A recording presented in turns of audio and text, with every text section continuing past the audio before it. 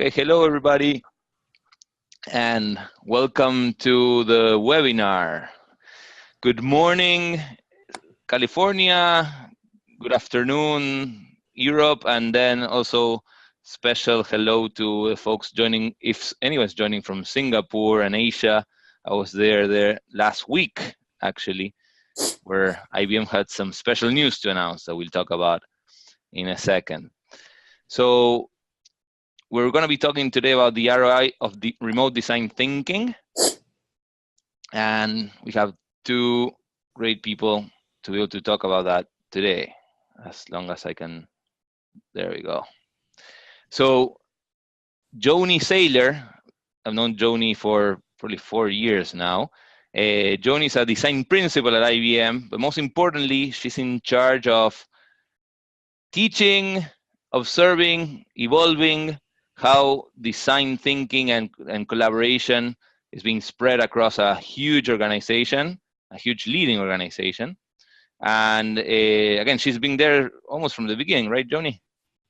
That's right, yeah. This new transformation. And then we have Dean Davison, principal consultant at Forrester, who's, again, long career working with CIOs in different continents, understanding their needs, understanding different tools, different products, different services, and the impact that they bring to the business to modernize how people work.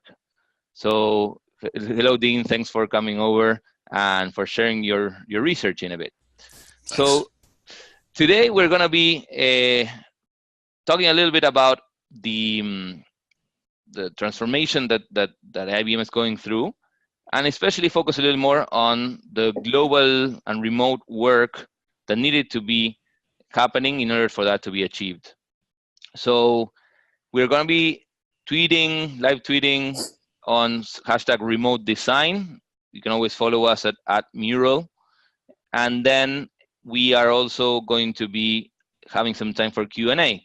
So remember to post your questions in the Q&A section of the webinar software. So with that introduction, again, we'll be sharing the report along the presentation, and there's a link also along the way for a downloadable version of it for you to digest heavily later on. But now we're going to be having, again, an actress, part of this transformation, and then Dina, someone that has interviewed folks separately on how they are deploying their tools.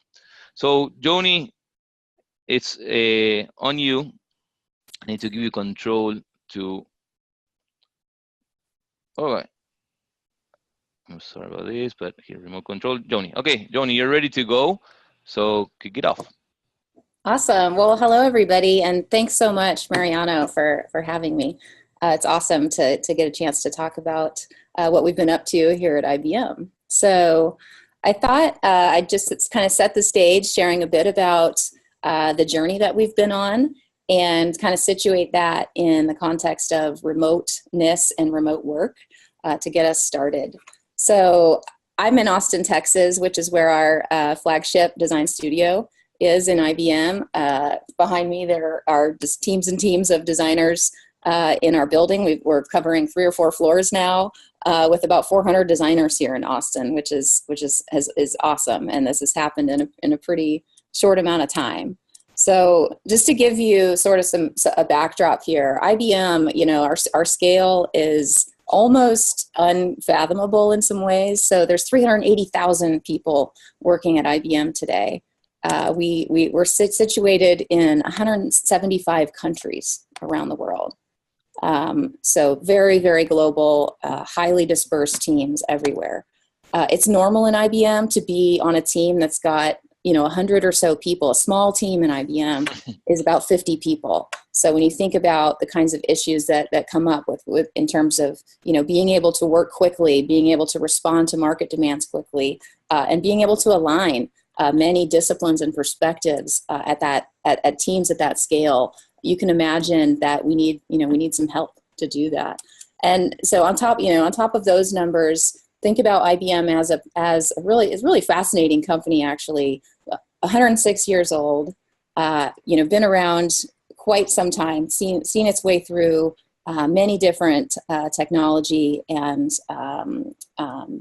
societal changes, right? So if you think about when IBM got started, IBM started making clocks and meat slicers. We moved into more data and systems, and I've always revolved around the world of work. Has been a constant theme for IBM. And if we look into our past as designers and we see these beautiful examples, especially from about the middle of last century, we see beautiful examples of design getting into the market and, making connections between the company and our end users, right? So, IBM is known for having had a really exceptional design program in the 60s. One of the first corporate design programs was formed at IBM. So this is Paul Rand, just an iconic visual and graphic designer and communicator. He honored the company with a symbol of our logo and like gorgeous expression of it that we still love. We still kind of rally around this even today. And so I share that just to sort of show that the passion for design and designers at IBM. If we're honest with ourselves, towards the end of the last century, that was, we sort of lost our way with respect to design. We weren't as focused in on the ways that we can meet the needs and wants of our end users, and we weren't as focused in on the craft of design and how to bring designers and design thinking into teams.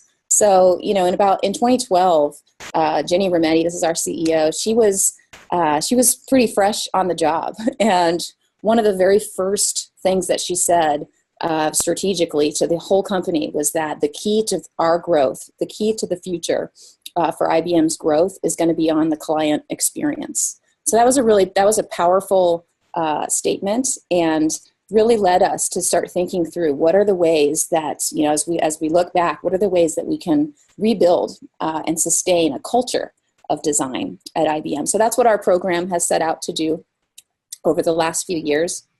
When we think about just sort of the words that were in the air at the time, we were wanting to move from a culture that was somewhat, coming from our manufacturing past, right? Kind of hierarchical, waterfall approaches, very technology and solutions focused, processes focused, issues with silos and sort of rallying the company around particular needs of end users, to this new world where we need to be very people focused, and we need to bring the skills and abilities of many disciplines into teams and rally that around market opportunities quickly. This is just a dramatic shift, right? And so as we started to sort of think through what are the ways that we can get from here to there, right, from the as is to the future, we started thinking about this as this is somewhat like any other design problem, right? You sort of examine where you are and you figure out where you want to go, and then you start to devise courses of action to get there, right? So we have just exceptional design leadership at IBM. Our general manager, Phil Gilbert, gave us this really, really effective strategy to thinking through what are the ways that we can devise a culture that cares, that is very focused on outcomes, and what are kind of the levers that we can pull as a company and as a team to get us there, right? So we started, people, practices plus places is what's going to get us to our outcomes. And we started, hiring. We're kind of, our program's known, I think, for having hired many designers over the last several years. Today, when we started out, we had about 200 designers in the company. Today, we're over 1,600 designers. They are, embedded into teams, which is a central part of the way that we have structured our program, because the purpose for them being here is not to sort of, imagine innovative concepts on the side, but as an agency, but to embed into teams and embed into the workflow so that we get differentiated and human-centered outcomes into the market quickly. So these are designers who are really working with, it's essential that they be working with their interdisciplinary teammates, right? They're out in the field, they're learning domains that, are often sort of brand new spaces to designers. So this is a team out doing some observational research with educators for a Watson for Education project for teachers. Where the designers are working in complex domains like systems administration, cyber security, quantum, and healthcare.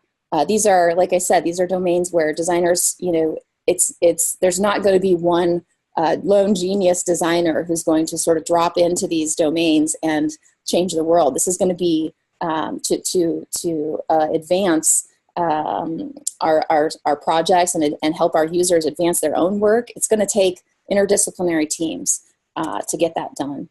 And so, when we talk about there being 1,600 designers at IBM, it sounds really big. But when you think back to that first number I shared, it's really just a little skinny slice of the company, right? And so it's so important that our program and our people be really focused on the ways that they can bring others into the workflow. And so, this is like a humbling little chart, right? It really demonstrates the need for, when we were putting our program together, we really needed a way to make our program not just about designers, to make it about the whole company and how we could come together to change ultimately. And so when we talk about practices, we've introduced several new practices into the company. I think one of the most transformational for us has been design thinking and research. And so we see this as this is not a practice that's for designers sort of alone in their studio spaces. This is design thinking is becoming a 21st century business skill for all professionals. And so as we kind of look at that trend and look at the effectiveness of design thinking and the tactics underneath it, we see a lot of potential for it to really help us get from sort of here to there. And so, we started out in the company, I'll just share quickly, we started out using kind of the traditional approach to design thinking, where you've got kind of a linear model of, I'm going to first understand, then I'm going to define a problem space, then I'm going to come up with brilliant ideas, we're going to prototype, test, done. Something we found there is that this just didn't fit into a continuous delivery context. And so we started really working to redefine the way that IBMers think about what design thinking is, and especially to sort of take the processy components away from it. And so we started to focus IBMers on 3 principles to get started. So focusing us on end user outcomes was huge. Just really giving everyone that lens that ultimately what we're going for is end user outcomes. We're going to need to rally diverse and empowered teams around the problems and the pain that we find. And, we're going to have to switch to this model of continuously delivering, not delivering in a linear way over years, but delivering continuously in the span of months and weeks often. And so we introduced this concept that, and it really helped our teams to start to get it, that, and everyone outside, in and outside of design, can see themselves in kind of this never-ending cycle, really, of that we're all in. When we think about innovation and bringing new concepts into the world, we observe the world, we look for opportunities, we reflect together on those opportunities, we think through how do we want to kind of show up in the world, and then we make. And so, I won't go too far into sort of our approach to design thinking, but, I'll point out that, there's a place for teaming and there's a place for, virtual collaboration as well as in-person collaboration, and a need for it throughout every bit of this approach, right? And so I think it's interesting if you think about the workshop, the typical sort of workshop or education setting that you might find in IBM or even outside of IBM, you kind of imagine a bunch of designers sort of like working in their little space or whatever. We're bringing large teams into collaborative settings, both virtually and physically. And the thing I love about this session, this is a big reflection for a team, is that you really can't tell who the designers are in this image. It's a mix of engineering and designers and salespeople and marketing folks. And I think, as we that to us, that's a sign of success, that we've got all of those different disciplines in the room. And so we're prototyping together. We're prototyping in code. Making can happen in any realm. And so anyway, I'll kind of wrap up this discussion of our design thinking just with some thought about outcomes, because that's, like I said at the top, that's what we're in this for, right? So our GM, Phil Gilbert, has a great saying that he likes to bring out, which is that a business doesn't really care about design thinking. And it's easy for us to get all wrapped up in design thinking and processy about it and kind of fetishize the process of design thinking. But in the end, our business, we can only care about market outcomes. And so we do a lot to make sure that that's all we talk about is market outcomes. I want to share just really quickly some news from Forrester. That we just had a really excellent total economic impact study completed by Forrester. It's a bit different from the one that Dean's going to share today, but I thought it would be interesting for people to kind of check out just this contrast between, sort of trying to understand the economic impact of design thinking itself as a process and as an approach versus remote design thinking and the benefits that brings. And so Forrester just completed this rigorous TEI study for us, and they surveyed 60 senior executives from Fortune 1000 sized enterprises, and they conducted a bunch of interviews with IBM clients from around the world. And really what they found here is that the combination of designers in deep collaboration with their teammates through human-centered design thinking is making a difference for us. And we now have, we were suspecting this obviously and kind of banking on it in our program for some time, but now we have, through their leadership, we have, much more rigorous evidence for that. So getting to market 2 times faster. Oh. Yeah, and Tony, what I was saying is like, this is great first step in any company going through transformations, like measuring or having a hypothesis of where they're going to be in a year or 2 years from now, if they get more nimble in how they go to market, both from the, again, understanding the problems and coming up with solutions, and also delivering continuously. And then, as we'll see in Dean's report, in a way for remote teams and global teams, we help catalyze that, right? And it was an unmeasurable benefit that we had in our report, but the nice thing is that now it can be attached to this one, and again, realize some, at least, of these benefits by deploying a remote infrastructure to practice this kind of work. So it comes super handy and super timely as a prequel to our study. Yeah. Oh, good. Okay, cool. I thought you almost can't have this conversation one without the other. So I thought it would be interesting for everybody to check it out. But I won't go too far into this, because we'll share a link to it if folks are interested. But just, kind of digging into that 2 times faster to market, that's that's very good news for designers and for design thinking, right? I think, when you try to introduce a new way of working, it's understandably kind of stressful for teams, and stressful for teams that have been together and working in a different way. And so, of course, one of the things that, any experienced designer or design thinker has been through is sort of trying to introduce new ways of doing research and understanding users, and hearing, well, we don't really have time for that, because, we're on a schedule here and we've got to get this thing out.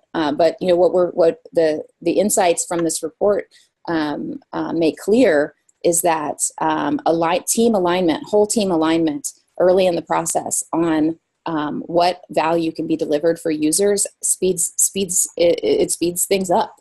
So that's awesome to be able to understand that the connection there more deeply. So I'll just share a couple of quotes from the report itself. But one thing I think that was really interesting is that Forrester is determining that teams that are applying design thinking are staffed with designers and design thinkers, they're seeing up to a 75% reduction in design and development time.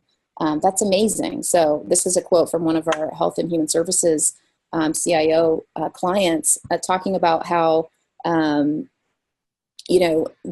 what used to take 6 or 8 months is now taking 3 or 4 months, right? And so one of the things they saw was that the number of defects in their software product were slashed by about 50%, over 50%. just because they were using design thinking. They were especially very focused on their user and how to serve. And then I'll just wrap up with this idea. Oh, I think it didn't advance. There's the quote there.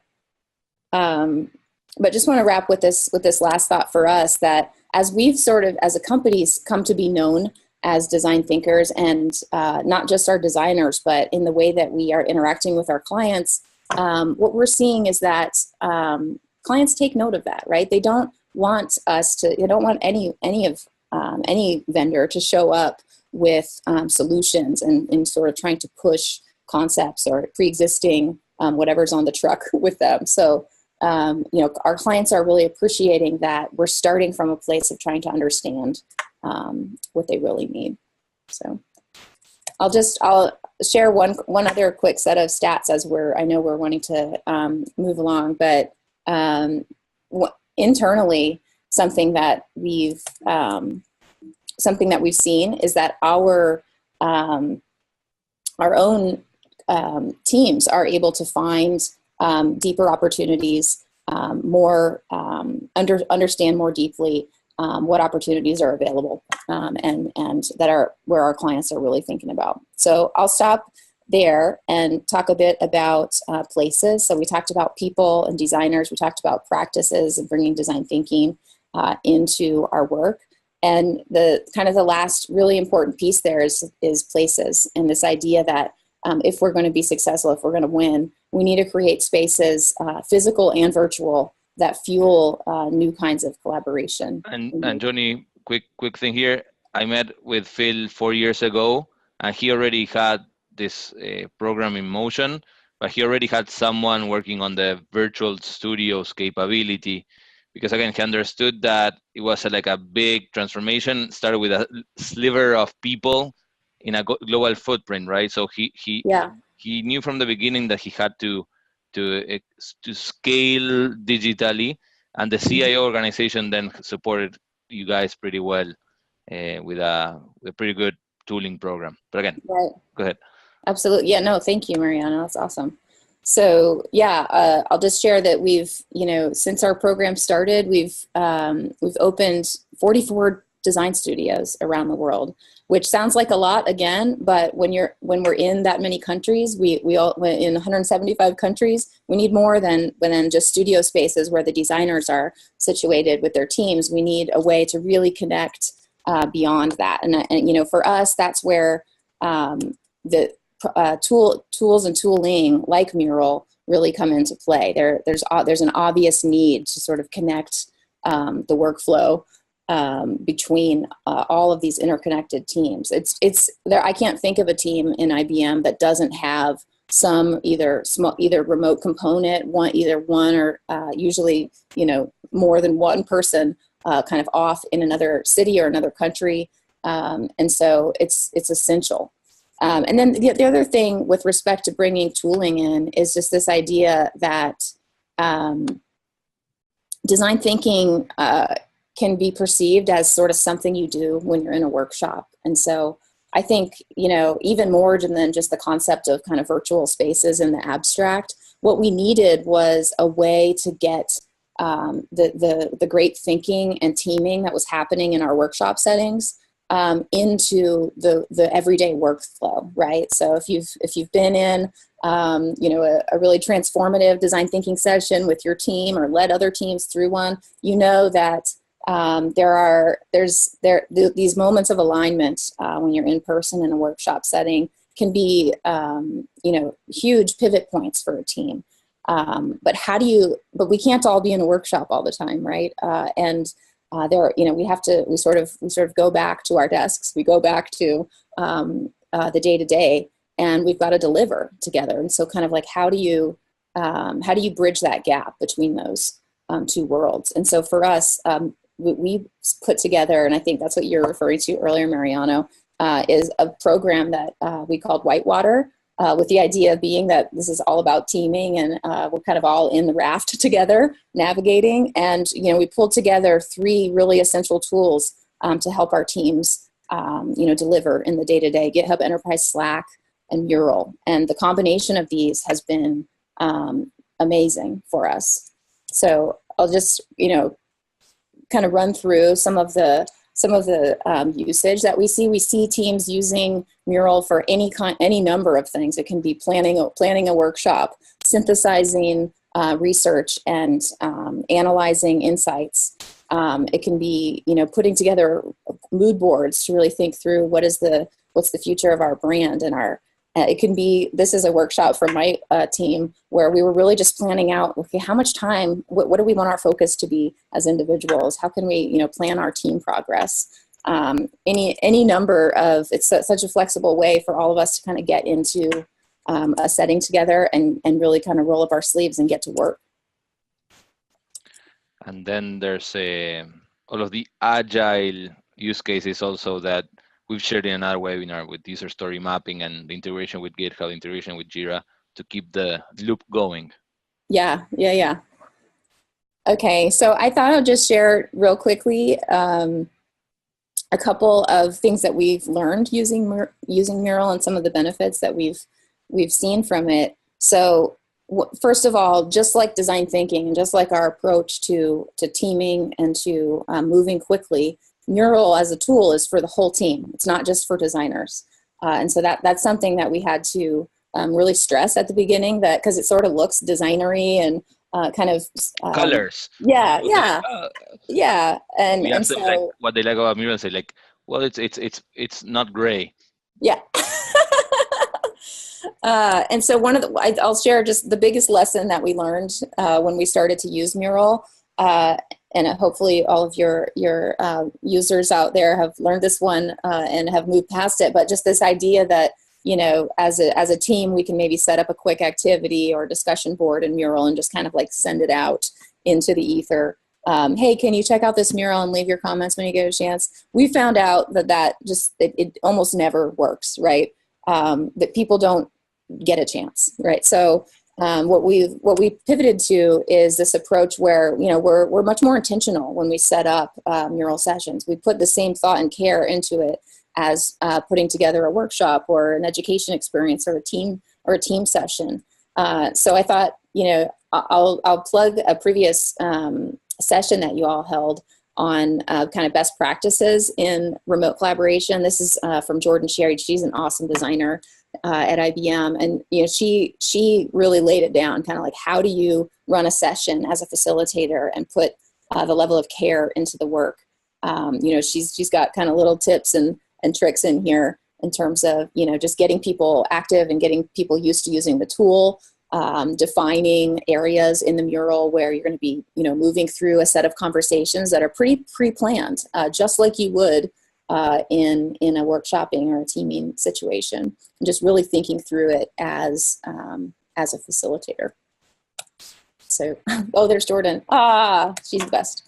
And so I'll just close with this idea that for us, design and design thinking, embedding that into the company, embedding it into everything that we are doing and delivering and into the team's workflow is essential. And that's where Mural really fits in for us, is that it's become a way to bring those practices directly into our workflow. So we've known for years of using Mural and of working in this way that we knew there were benefits to this. We knew that we were getting return on it. We kind of feel it, and now we have through what Dean is about to share, we have evidence that this way of working is really helping us transform our business.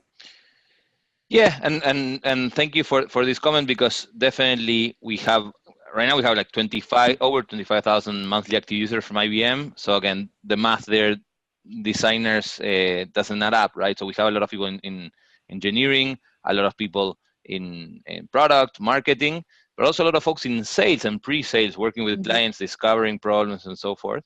But again, this hunch that we had, we also wanted to validate it at this scale. We knew that we could do an impact report, and we believe that we enable and we accelerate this cultural transformation that you guys kicked off by enabling global teams to feel closer together.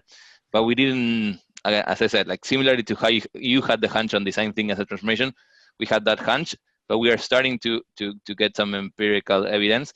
And we wanted to bring in someone that understood customer experience, understood collaboration, and tooling.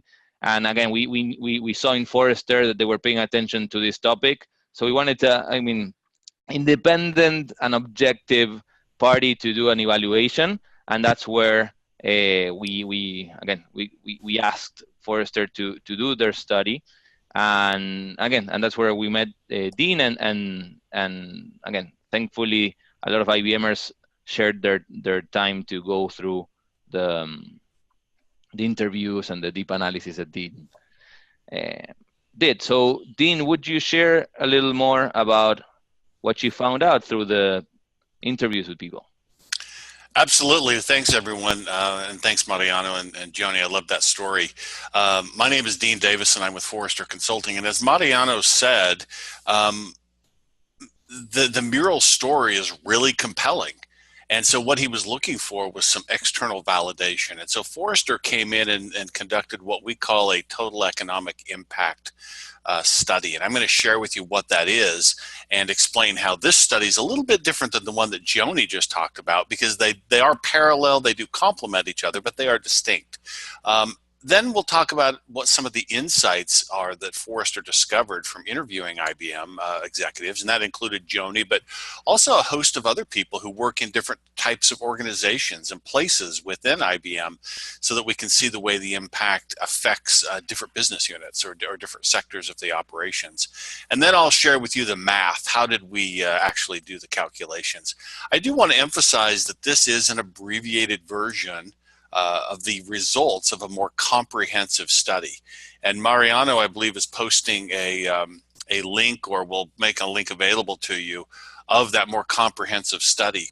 The reason that's important is because this analysis is not just done to look at IBM. As multiple people, both Mariano and Joni, have indicated already today, the scale of IBM is astronomical compared to many other organizations, and probably compared to many of you who might have a handful of design thinking or design professionals rather than a building full. And so as we try to look at that scale, we want to make sure that you can apply the results of this to your operation and your circumstances. First of all, what a total economic impact study is an examination of the benefits, both direct and indirect. So direct would be something that you can actually cross off your balance sheet or off of your income statement, something that actually saves you money. An indirect benefit would be something such as an impact on productivity or performance. We also look at costs, both direct and indirect. We also look at concepts like flexibility. What is the organization starting to think about? What is it able to do a year, 2 years, or 3 years down the road that simply would have been impossible if it hadn't already made the choice to adopt a product, in this case, Mural? And then we risk adjust everything. For those of you who work extensively with people in the financial sector, you know that CFOs are very careful today, because there are so many projects, so many tools fail to realize or live up to the expected benefit. And so CFOs have become fairly demanding of looking at business cases, and so Forrester builds in a risk adjustment to the variables, and we call that the total economic impact. The process we go through, and this is important because I want you to really understand the independence and objectivity here, is we spend a little bit of time doing some due diligence. In this case, Forrester spoke with Mural.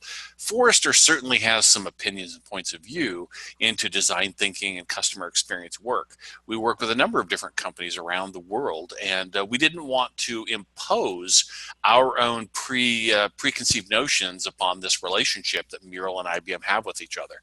So we did some due diligence, and then we interviewed a number of different executives at IBM, built a financial model, and built a case study. We also do this type of work for a number of different activities across the industry. As Joni indicated, at the same time we were doing this study about the impact Mural has on an organization as a digital tool for design thinking programs, Forrester was also working with IBM on the flip side, just to look at what is the impact of design thinking on an organization like IBM. So even though the studies were two distinct activities and they were managed by different teams within Forrester, we did communicate and we tried to keep them as distinct as we could for the purity of the research. But we also are aware that they complement each other and were happening at the same time. But we do similar studies like this for hardware and software companies and services entities around the world. Lastly, I want to just emphasize that Forrester is independent and objective. And yes, Mural and Mariano introduced us to their customers at IBM, and we did interview those people at IBM, but Mural was not involved. And Forrester takes complete responsibility for the analysis, and in no way does this study imply any type of an endorsement of either Mural or IBM. So just for the record. So now let's actually talk about the content.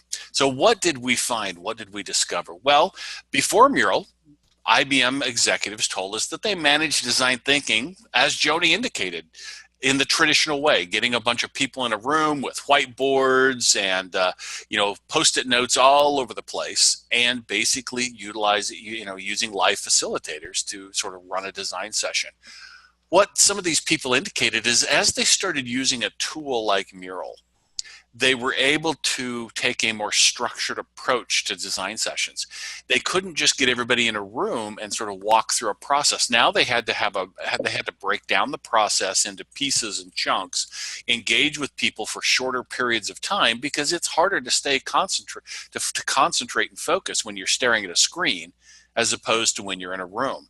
And so they would break sessions up into time, and that had both benefits and drawbacks. Some of the benefits were that it allowed people who were participants to not be so focused on something all day long that they sort of became brain dead or numb from the conversation. It also, though, allowed those people to sort of go back and do their day job for a day or two, and then come back maybe to another 4-hour session that was a few days later and have fresh thoughts and have a fresh perspective that they were able to bring in. So it sort of broke up the design session. And one of the reasons for that that'll become obvious here in a few minutes is that you didn't have to pay the travel costs. People didn't have to be in one place, and so it allowed them to break it up in ways that previously wouldn't have been cost effective or feasible. So Forrester did all of this analysis, and we came up and we did the math, and I'm going to show you all of this math here in just a few minutes, but we did realize that the ROI just from using Mural for IBM was a staggering, by the way, 495% ROI. Now, you remember Joni showed you a few minutes ago a 300% ROI. Those are two distinct numbers. Joni showed you just the value that IBM is getting from design thinking programs. This ROI is focused on just the value that it brought to the table of using Mural. So again, two distinct numbers, and I want to make sure that we draw a fair delineation between them. The payback from using Mural was less than 6 months. In other words, very rapid in today's world. And so IBM, I can't tell you, I haven't heard endorsements that were this strong as I heard from IBM for Mural in a long time, because it fundamentally enabled new capabilities.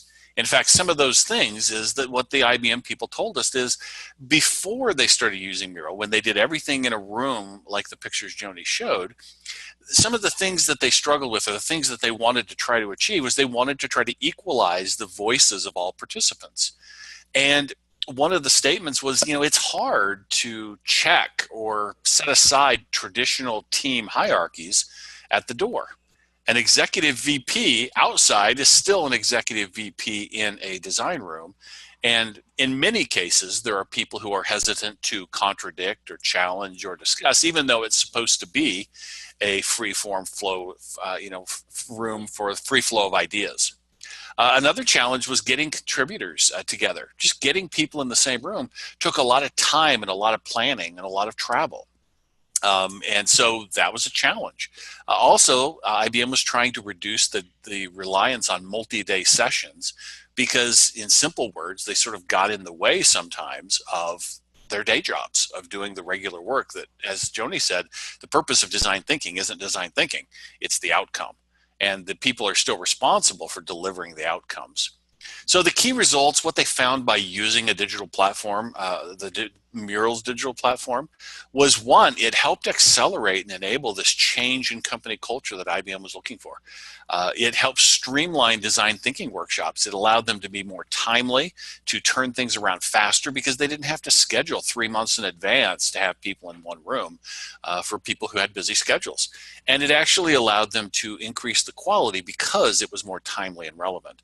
And of course, faster results. They were able to get things done and identify and turn things around more rapidly. And as Joni indicated, time to market for these results is sometimes becoming key to whether you can be competitive in your marketplace. A couple of quotes for you. One is from Phil Gilbert, who's the general manager of this practice. He says, using Mural was like night and day for design work.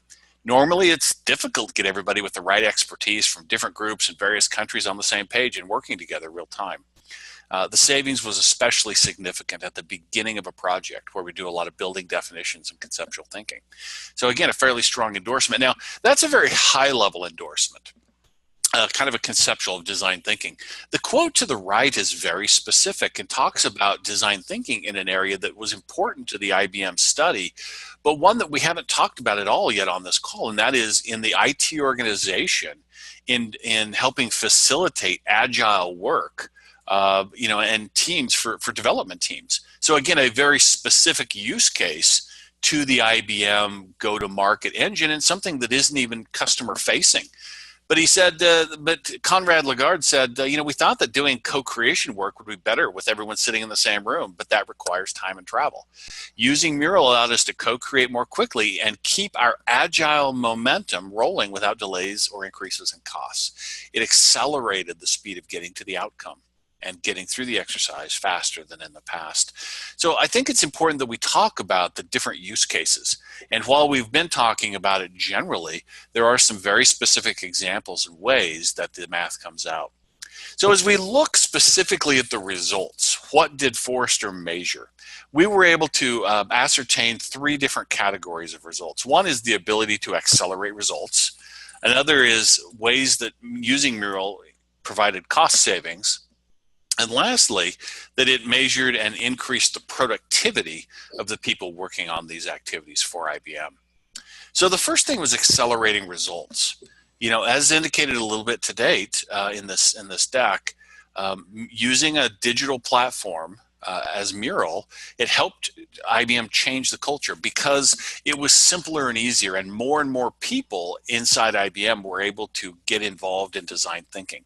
Again, it took the focus away from these subgroups of people who had to sort of learn both to facilitate and participate in formal workshops, and it allowed the idea generation to be broken down into components that required less of a learning curve for people who were not design professionals, but who were product managers or agile developers, and allowed them to get involved without necessarily going up the learning curve of being a participant. The second benefit of helping it change the culture at IBM was it helped IBM scale design thinking. Now, we've talked about IBM and its 380,000 employees and how that is just astronomical compared to many of us in the world and the organizations we work for. But using a digital platform, according to IBM, helped them scale. And lastly, the IBM helped scale because it increased the pace, as I said earlier, about them being able to run sessions more frequently.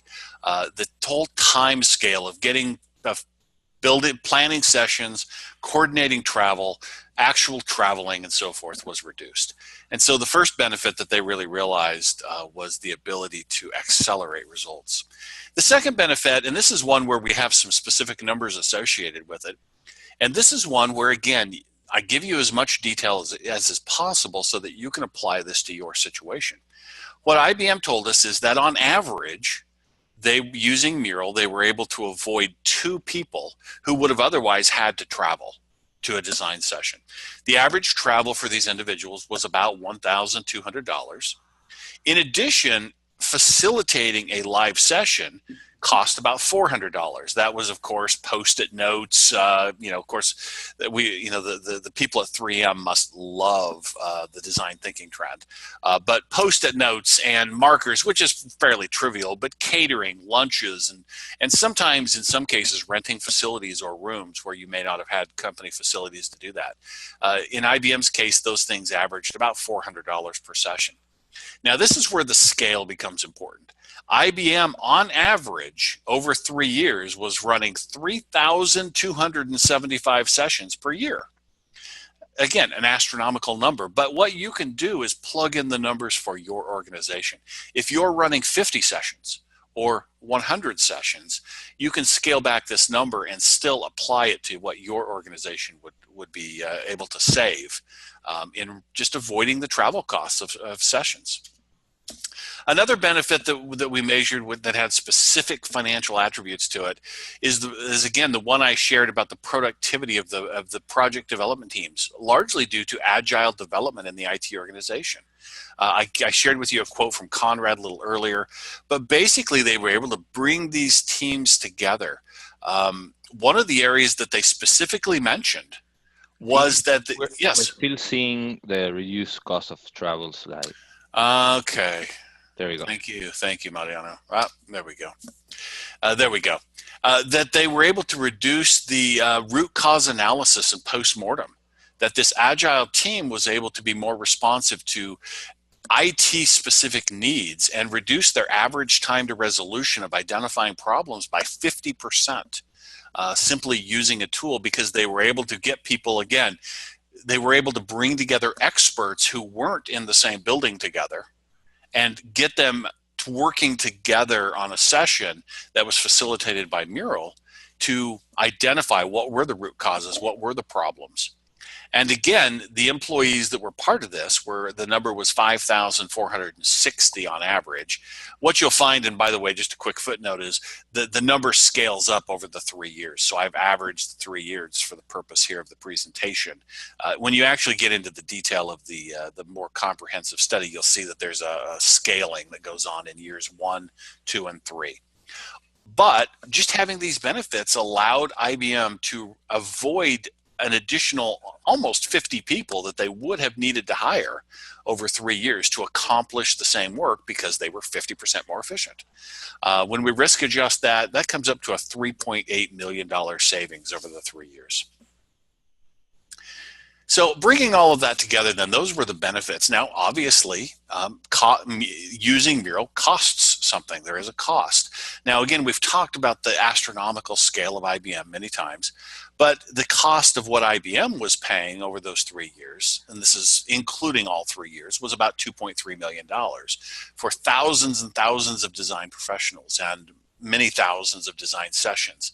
In addition, the IBM team built certain templates and curriculum that it was using at a cost of about $350,000 to get started, and then they spent about another $250,000 over those 3 years. In addition, it took 2 weeks of time to adapt and develop for each design professional to sort of change the way they worked and be able to adapt their traditional method to work in a digital platform environment. Again, when you have thousands of people, that still totals about $879,000 to do that work. So again, in summary, Forrester found that, again, we calculated a 495% ROI from using Mural, largely because of the accelerated results, because of the cost savings of avoided travel, and the increased productivity that it made teams more efficient and more effective. And I really appreciate sharing this story, and I look forward to discussing this with you. If you have any follow-up questions, you're welcome to email me. But again, I encourage you to remember that this is an abbreviated version of a deck, and that the more comprehensive study is available from Mural. Mariano, back to you. Perfect. Thank you very much. And yes, that will be available. So first of all, Joni, share the new offering, and this is a link to the first impact report that you'll read in the next few days. So tell us more about this enterprise design thinking movement. Sure. Yeah. So our team has been, over the past several years, of course, working on ways to drive adoption of design thinking in our enterprise, right? And so I shared a bit about that earlier.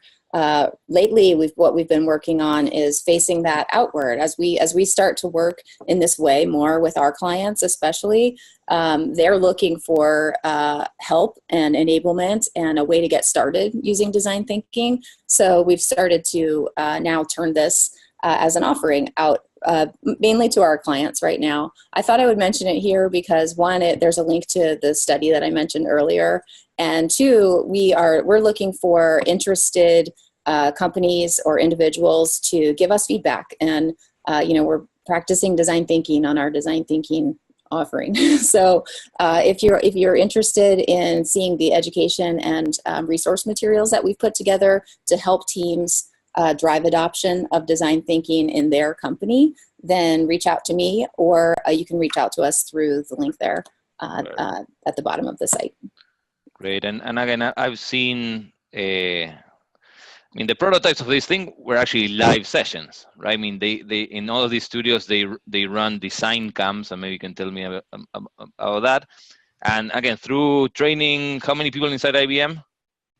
So in person, we've worked with about 20,000 IBMers over the past several years. So just coming in for 3 or 4 day sessions, getting some experience, always in the context of a team's own project.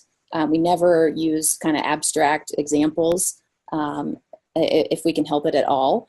And so the way that we really got things kickstarted was, in those first years, bringing teams through different studios and in with various facilitators to just get some experience practicing. It's we think of design thinking as not something you learn or sort of like get trained on, but as something that a team has to experience and learn together and do together. And so it was really through those first in-person engagements with strategic teams that people started to sort of understand the value that, like, wow, when we get these different perspectives all in one place, and we can take a systems thinking type approach to sort of how we reflect on whatever is the business opportunity or the user opportunity, then people started to see that this is going to help us move faster, and we're getting to better ideas, most importantly. And so that's kind of, starting like that, it made it easier for us to sort of port over to, remote tooling that teams could tap into later. Yeah, and let me ask you that, because one of the first things I see people asking this workshop is, okay, how do I do this with my team? Is Germany, New York, and Austin, right? Mm-hmm. So how did you blend the education in person? Because again, I like that you bring everybody together and have that energized session. But I remember that you had towards the end, you told them or taught them like best practice to adapt what they learned in person to go digital. How did you bake that in? Yeah, well, honestly, it's something we sort of learned over time as we started to introduce lots and lots of IBMers to design thinking. They would always come back to us with a couple of sort of gotchas, or this isn't going to work for me and my team because. And, one of them was always, well, this has been great and this has been a great week, but like my executive's never going to go for this. So could you please, go help that person understand? But right behind that was always, my team, but this has been awesome, but this is not reality. My team does not, this is the first time we've maybe seen each other in a quarter or two. And this isn't we just don't work like this, for good business reasons. Right. And so we started to have to, have an answer, honestly, to help people. We called it, for a while, we sort of thought of it as this like Monday morning syndrome. Like, you come to a workshop, you've been in it for 3 or 4 days, maybe even a whole week with your team. It's been great. Everybody flies home, and then Monday morning you're sort of like, logging onto email, answering the phone, whatever. And, just kind of the reality of how challenging it is to really change the way that you're working together as a team kind of sets in. And so that's where, like I said earlier, Mural kind of fits in. One of the things that we did is we made, I think Dean mentioned earlier, that we made some really simple templates that helped teams kind of move through and remind them, what was that activity that we did that was so helpful? Oh, it was when we used a feedback grid and worked together as a team. It's really, you can kind of get swept up in a learning situation and then get home and realize I'm not ready to do this by myself yet. So in that way, I think Mural kind of gave, along with some other materials that we've created over the last several years, it gave us a kind of a support experience for a team that's trying to change how they're working. Yep. So the ability to populate those templates was really useful for us, because those sort of serves as training wheels when you're trying to get started. Totally. And again, we love in-person meetings. But again, it's not a reality of most of us. We also call it workshop amnesia. So we recommend being in person the beginning or certain steps along the project, but throughout the project, it's beneficial to switch from physical to digital, and we're trying to help with that. And the other thing that was mentioned is that, yes, a lot of people go through this, get excited, and then they fade off because of all these hurdles, logistical hurdles around working in this way. And they don't get to deliberately practice. I mean, you mentioned before that you don't learn this or you don't change this just by learning. You change by doing it, right? So that's the other bridge that we help gap and have people be able to practice what they learned and become masters eventually. And also, mentioning about your program, you have a badging system around people evolving through their capabilities in this space. Is that right? Yeah, that's right. So something that we've noticed over time of sort of watching many teams as they adopt and learn how to use design thinking is that there are kind of roles to be played, right? So we've built up 5 different badges that enable an individual or a team, more importantly, to kind of escalate as they learn the practice of design thinking on the project level. And then we're working on right now a couple of curriculums for leaders and for executives to enable them to both lead the change themselves and also to sort of understand their role in it and how to help teams and give them kind of the permission that they need to get moving. Great. So we're going to be wrapping up in a few minutes, but again, this study is in mural.co/impact, and as Dean said, it provides you with the story, the case, but also a framework for you to use, right? So Dean, any other tips, or Joni, for again the champions, the leaders in this transformation that are still watching us or will be watching us later? How do they convince people to get, again, budget for design thinking, budget for remote tools? How does it? What do they need to do? Dean, do you want to go ahead? Or? Oh, I was just going to say yes. I was expecting Joni to talk first, but I know that in Forrester sense, we're a little more in the research world, but we are certainly finding and have research published that connects customer experience, design thinking, and the results of those activities to financial growth, to market capitalization success, and things like that. So there's not only experience that Joni can share, but there is empirical evidence that is scientifically validatable, if that's a word, that is substantiating this direction. And I would encourage you to tap into that and share that with your executives if they haven't quite caught on to developing a passion for going this direction in your company.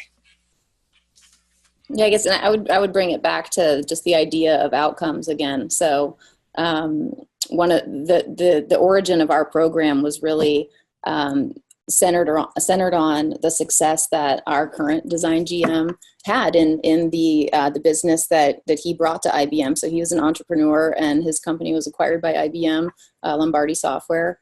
And I think leaders around the business didn't actually know that design thinking and these kind of human-centered approaches were at the heart of that offering.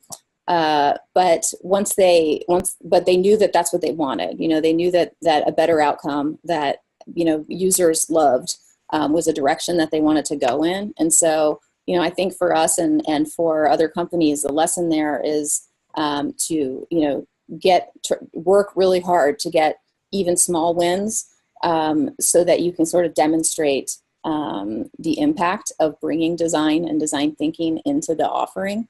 There's lots of ways you can do that. I know, and one of the ways that before I was working on this team and in this this project, I was working as a hardware designer in our systems business, and something that we did sort of wrong a lot is we didn't staff projects to win with designers and other skill sets. And so I think something I really learned kind of moving through the transformation that we've been part of for the last couple of years is to show the contrast, show the difference in your business, even if it means sort of letting a project fail. It show the contrast between when you bring design and design thinking into the product versus when you don't. And I think when you do that, leaders can, even people that aren't experienced in design and design thinking, can kind of take a step back and say, that's the one we want versus the other outcomes that we're getting. Well, again, there's the stories, there's the cases, and now you can also reference, the IBM IBM Design Thinking Total Economic Impact Report. It's long, but again, Joni shared the brief version. But you can use this to again put in your presentations, and then you can go ahead and download the other study and evaluate how the impact of tooling can accelerate the transformation and can save some on travel and increase productivity. So thank you, IBM, for being a pioneer in all this, and then thank you, Forrester, also for giving change makers a tool to convince the folks that have the budget to let them make change happen. So with that, we'll take off. Again, you can also follow Joni at Joni Saylor in Twitter. Dean shared his contact information before, and we'll be posting the recap of this webinar and the presentation in the next couple of days. Immediately now, you can go and access to the Total Economic Impact Report. Thank you very much, guys, and enjoy the rest of your days or nights. Thanks, Mariano. Cheers. Thank you.